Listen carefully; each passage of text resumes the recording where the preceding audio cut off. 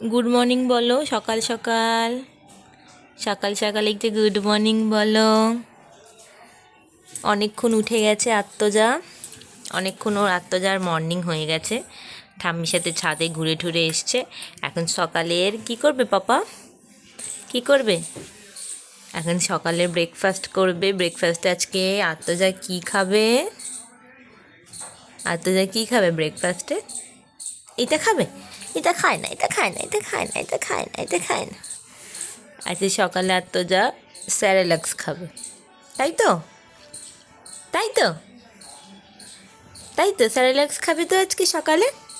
বলো কিছু, বলো কিছু, বলো একটু হাই করে দাও, হাই করে দাও, একটু হাই করে দাও। আচ্ছা, তাহলে আমরা একটু খাও খাও করে নিই, একটু খাও খাও করে তারপরে।